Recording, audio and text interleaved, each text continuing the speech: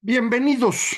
Esto es Fuera de la Caja. Yo soy Macario Esquetino y le agradezco mucho que me escuche en esta nueva emisión de Largo Aliento, continuando con lo que hemos estado platicando, el cómo eh, vamos teniendo los seres humanos una nueva forma de pensar en el primer milenio antes de Cristo, como resultado de las transformaciones a las que nos vimos sujetos. Eh, Tratar de sobrevivir en una situación compleja nos lleva a tratar de vivir en sociedades cada vez más grandes que nos permitan aprovechar, lo decíamos, economías de escala, es decir, las ventajas de un grupo mayor, el podernos defender o atacar de otros grupos similares, la capacidad de transmitir información, nos lleva a tratar de vivir en grupos mayores. Estos grupos mayores requieren formas de pensar distintas. Y construir estas diferentes formas de pensar no es un asunto sencillo. Entonces, en condiciones normales, uno no anda inventando, a ver, ¿por qué no le pensamos por aquí o por allá? Eh, Hay quien lo está haciendo, pero esas ideas no se convierten en ideas aceptadas por todos, sino cuando de pronto viene una situación extrema. Esa situación extrema obliga a buscar salidas y entonces estas ideas que tenían personajes medio extraños que habían estado platicando y nadie les hacía caso, de pronto les empieza uno a encontrar sentido y con base en esas ideas se construye una nueva interpretación del mundo en donde podemos vivir en grupos mayores. Esta idea de que mayor tamaño de grupo va a requerir una forma distinta de pensar, la hemos propuesto con usted desde hace tiempo y le comentaba Robin Dunbar en su más reciente libro acerca de la evolución de la religión. Está convencido que así es, que las religiones van evolucionando para permitir la existencia de grupos mayores. Y esto pues parece cierto a primera vista porque las religiones de la Edad de Bronce son diferentes a las de este periodo que estamos platicando ahora, la Edad Axial o si gusta usted la Antigüedad Clásica, en donde ya podemos construir sociedades mayores alrededor de creencias que son bastante más flexibles, vamos a decirlo así. En la Edad de Bronce las religiones son muy centradas en el templo y muy dependientes del ritual. Para este periodo de la Edad Axial o Antigüedad Clásica, eh, las religiones tienen que ver más con enseñanzas, con ideas, y pueden aplicarse a grupos diferentes del que uno originalmente conocía, y se pueden aplicar en distintos lugares sin necesidad de usar los templos. Y pues el asunto de los rituales se hace más flexible, se sigue dependiendo mucho de rituales asociados al sacrificio de animales, que son fundamentalmente rituales de purificación durante este periodo, pero esta flexibilidad en términos de quiénes pueden participar y cómo se hacen las cosas, permite que los grupos sean mayores. Mi opinión es que a partir de esto, cuando se crea el monoteísmo, esto va a permitir pues que los grupos sean muchísimo mayores y esto es muy claro en el caso tanto del cristianismo como del islam. El judaísmo, a pesar de ser la primera religión monoteísta, comparado con las dos ya mencionadas, le decía yo, no es la primera, los judíos aprenden del zoroastrismo. Estas religiones no logran romper el tamaño limitado del grupo porque tienen ciertas restricciones, por ejemplo, en el caso de los judíos, asociado a la circuncisión, a la dieta muy específica, al respeto al sábado, que eso es lo que los va a dejar a un lado cuando los cristianos construyen su creencia distinta. Y esto es lo que va a permitir, insisto, el gran crecimiento. Ahora, para poder llegar a estas nuevas ideas, hay un proceso de transformación que ocurre en este periodo de la antigüedad clásica. Eh, en Grecia, que es de donde nosotros partimos para entender el mundo moderno, ocurren dos escuelas distintas. Esto ya se lo platiqué hace tiempo, por ahí anda el video, se llama Las 6 escuelas clásicas. Eh, Había dos grandes lugares en donde empiezan a tener ideas un poquito más profundas, digámoslo así. Uno es Mileto, una ciudad que se encuentra en lo que hoy es Turquía, en la costa de Turquía al Mediterráneo, que era pues de cultura griega en aquella época.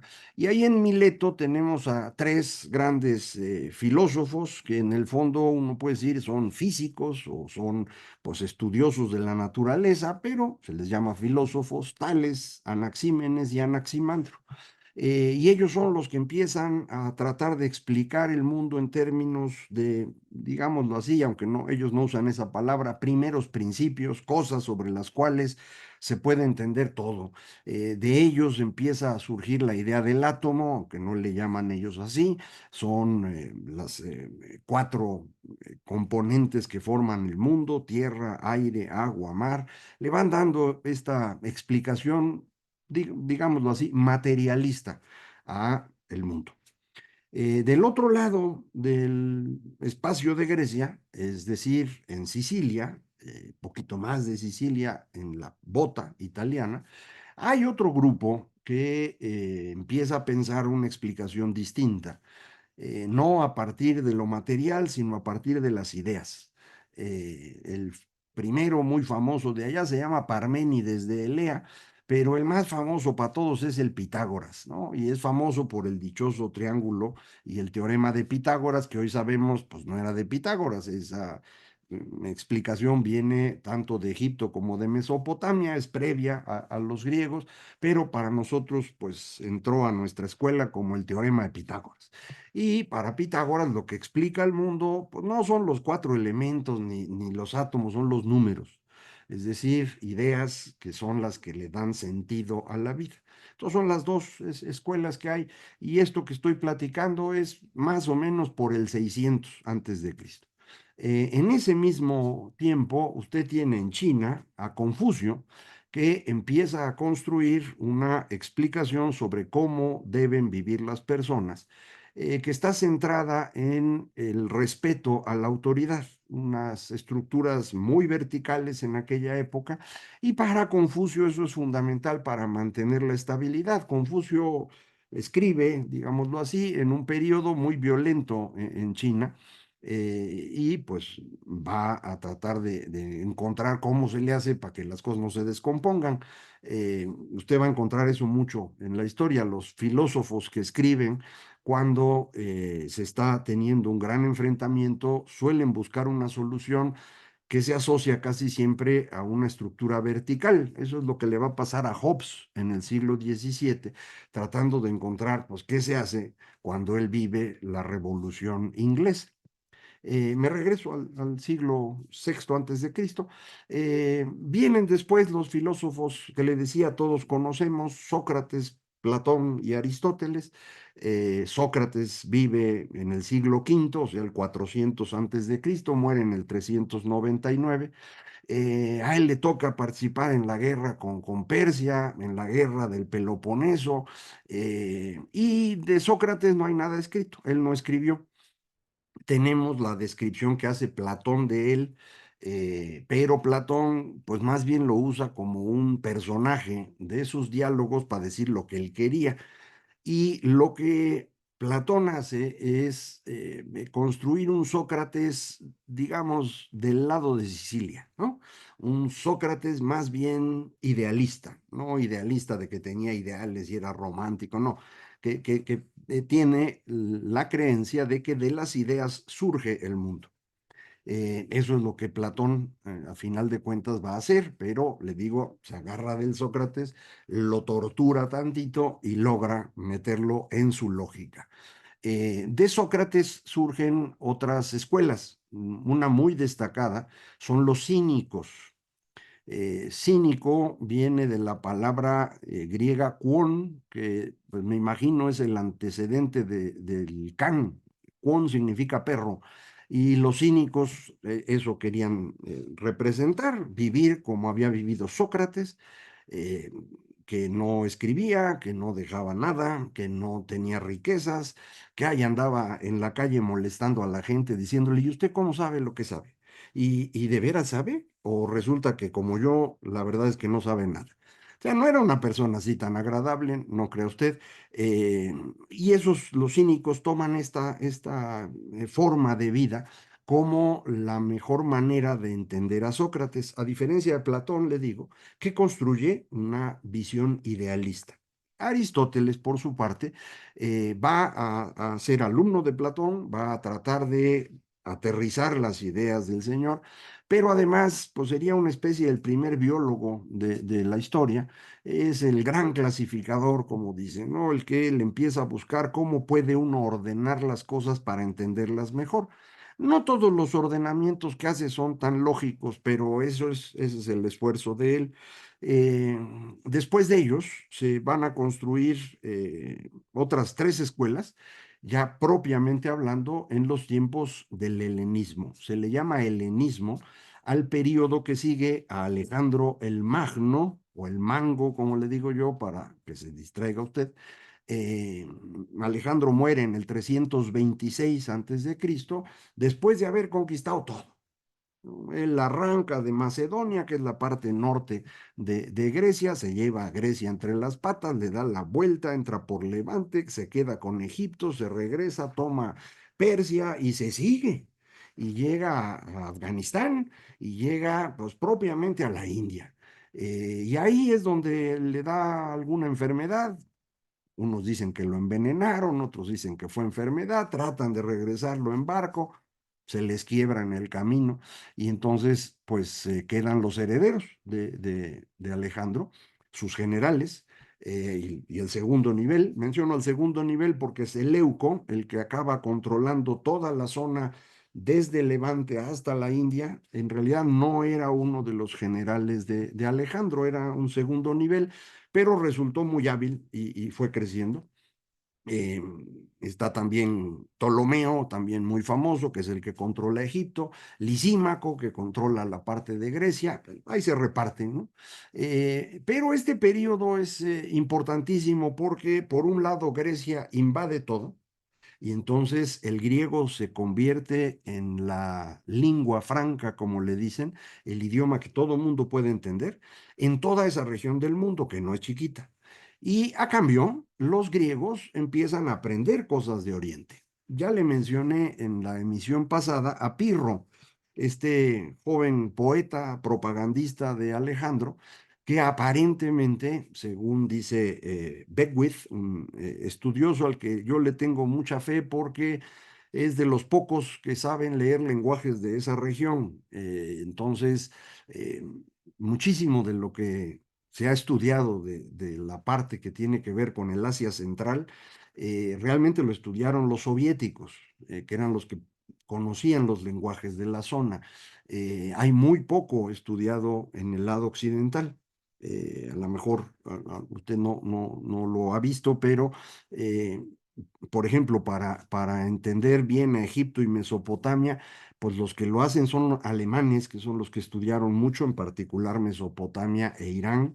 Eh, Hay grupos específicos que estudiaron ciertas zonas y que hicieron escuelas de conocimiento, pues a veces no se traducen al inglés, que ahora es nuestra lengua franca, y cuesta trabajo entonces enterarse de esas cosas y uno pensaría que no existen, pero ahí están. Entonces Beckwith, como puede manejar varios de los idiomas del Asia Central e incluso de más allá, el tibetano, por ejemplo, pues él ha estudiado esa región a un grado que yo no conozco que haya alcanzado otro angloparlante. Pues como ese es lo que yo medio leo, pues de ahí surge esta idea. En un libro que por cierto se llama El Buda griego. Para él Pirro es el Buda griego porque conoce del budismo y a partir de eso crea esta escuela de los escépticos. Escépticos en el sentido no de que no crean en nada, sino de que hay que suspender el juicio. Es decir, no tomar partida por cosas que uno realmente no puede entender a fondo. Esto al día de hoy sería valiosísimo para todos nosotros. Todos estamos haciendo corajes todos los días, porque en este momento el mundo entero es confusísimo y nosotros queremos certeza y entonces agarramos algo. Y entonces, pues que los de izquierda, los de derecha, los de ultra, no sé qué, los de arriba, los de abajo, los despiertos. Y esto nos lleva a equivocarnos. Y eso es lo que nos diría Pirro. Aguanta vara, man. Como decía Calimán, serenidad y paciencia. No decidas porque no tienes toda la información. Espérate a conseguir. Y esta es la escuela escéptica que le comento inicia Pirro. En esa misma época, ya el helenismo, le comentaba, surgen otras dos escuelas importantes en Grecia de pensamiento. Por un lado, los estoicos, se les llama así por el lugar donde se reunían a platicar, que era un pórtico, pues unos arcos, ¿no? Ahí abajo a tomar un helado y ahí platicaban. Y eso en griego se dice stoa, entonces de ahí se llaman estoicos. Y ellos van desarrollando una versión, digamos, cercana a Platón, pero un poco más cercana al Sócrates original, voy a decirlo así. Entonces, son un grupo de personas que busca cuál es la mejor manera de vivir. Y ellos van concluyendo que uno, sobre todo, debe portarse bien, respetar los deberes que uno tiene. Frente a ellos están los estoicos, perdón, los epicúreos, que, como su nombre indica, derivan de Epicuro. Epicuro enseñaba no en los arcos, sino en un jardín donde se iba a sentar y a platicar. Y para Epicuro, la mejor forma de vivir es entender que somos eh, temporales, somos transitorios, la muerte no significa nada para nosotros. Cuando yo existo, la muerte no existe. Cuando existe la muerte, yo ya no existo. Eso dice Epicuro. Y no tiene mayor importancia eso de morirse o no para Epicuro, porque después no hay nada. Él parte de la idea que retoma de los atomistas, aquellos que empezaron en Mileto y que después avanzaron ya en lugares cercanos a Atenas, pues Epicuro ya lo transforma a una explicación más completa del mundo, en la cual, insisto, no tiene sentido preocuparse por esas cosas que para él no existen. Y por lo tanto, para vivir bien, lo que hay que hacer es aprovechar cada momento. De aquí, después, los van a acusar a los epicúreos de ser personas que están buscando el placer continuo, porque esa es la forma de no sufrir hoy. No es esa la idea de Epicuro, esto es una invención posterior para desacreditarlos. Y ahorita le platico de dónde viene esto. Entonces, estas son las escuelas que tenemos en el periodo del arranque, digamos, del helenismo, los seguidores de Aristóteles y Platón y los seguidores de estas cuatro escuelas que llamamos helenísticas, los cínicos, los escépticos, los estoicos y los epicúreos. Ahí están. Y cada quien va platicando y en ese periodo en el que están platicando y están tratando de enseñar sus cosas y demás, surge una potencia en el Mediterráneo que se llama Roma. Y Roma va a empezar a invadir a todos porque Roma desarrolla no una filosofía muy efectiva, sino una capacidad militar y administrativa que nadie más logró tener en esa época. Entonces se va tundiendo a todos, logran administrar adecuadamente y le decía, en mi opinión, ellos van a ser el primer monoteísmo exitoso. Lo va a hacer Augusto. Augusto va a convencer a los romanos de que Julio César era un dios. Y entonces el dios es el emperador. Y a partir de ahí, todos los augustos, es decir, lo que nosotros llamamos César, van a ser dioses. Un dios de segundo nivel, obvio, porque lo está uno viendo. No es un dios de los que están en otra parte y tiran rayos y centellas, no, este es un Dios que trae un montón de legiones, pero pues es terrenal, ¿no? Es un hombre. Pero esto permite construir la lógica sobre la cual puede funcionar el imperio. Cada lugar en el imperio puede tener sus dioses, su forma de adorarlos y todo lo demás, pero a eso le tiene que agregar al dios del imperio, que es el César. Entonces hagan lo que quieran, pero al César le hacen su sacrificio, lo adoran, y esto permite la cohesión de un imperio inmenso para esa época. Para recorrerlo, pues se necesitaban meses y donde vivían muchos millones de personas. No hubiera usted podido hacer eso con la religión de los egipcios. Esa no se le iba a usted a vender nunca a los que vivían en Europa. O al revés, tratar de usar la religión específica, digamos, de los romanos y vendérsela a quienes vivían en Levante o en Mesopotamia. No era posible. Entonces, déjalos con su religión, mano, pero que se le agregue este. Y como todas esas religiones tienen muchos dioses, pues uno más tampoco es nada grave. Y si a cambio de eso me va a dejar en paz el militar romano, pues le hago caso, ¿no? Esto funcionó con casi todos, te recuerda, con los que no funcionó es con los judíos, que como habían construido un monoteísmo que además dependía de este contrato o alianza entre Dios y su pueblo, pues no podían andar haciéndole caso a este dios romano que les habían inventado. Ya habían tenido problemas los judíos durante el periodo helenístico.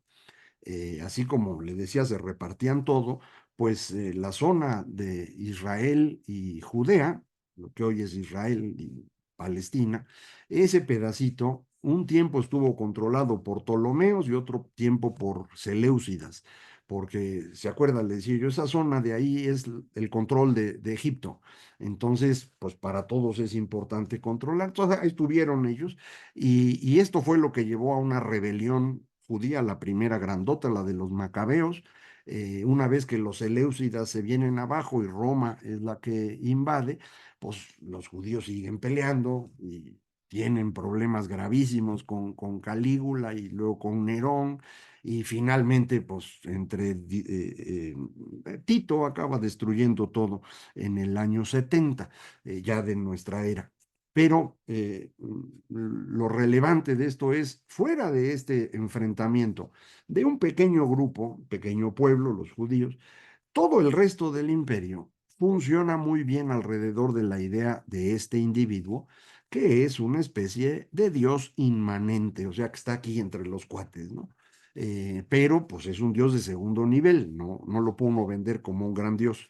Eh, en este periodo ocurre una gran recomposición de la forma como se piensa en esta región que acabo de mencionar, Judea, Israel, pero también Egipto, que tiene que ver con la helenización de los judíos. Eh, Después de estar 200 años bajo control de distintas familias, pero a final de cuentas de los griegos, pues muchos judíos empiezan a adquirir costumbres de los griegos, a dominar el lenguaje, y en esa época ocurre una gran cosa que es la traducción de los documentos de los judíos al griego. Eh, la Biblia, digámoslo así, el Antiguo Testamento, se traduce probablemente en el 250 antes de Cristo en Alejandría en un documento que se llama el Septuaginto. La leyenda dice que se les entregó a 72 sabios la documentación para que ellos tradujeran del hebreo al griego y sorprendentemente los 72 entregaron exactamente la misma traducción, lo cual garantizaba pues que era palabra de Dios.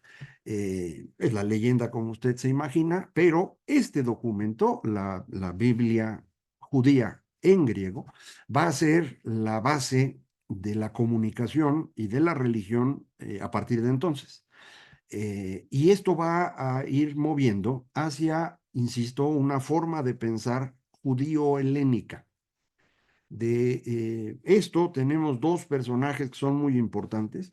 Uno se llama Filo, que es un filósofo, Filo de Alejandría, que es el que va a hacer una construcción bien curiosa en donde acaba demostrando que todo lo que pensaban Platón, Sócrates y antes de ellos Pitágoras en realidad lo habían copiado de Moisés. Eh, mm, ya usted cómo es esto, ¿no? Aquí el chiste era cómo los conecto para que los dos me acepten, ¿no?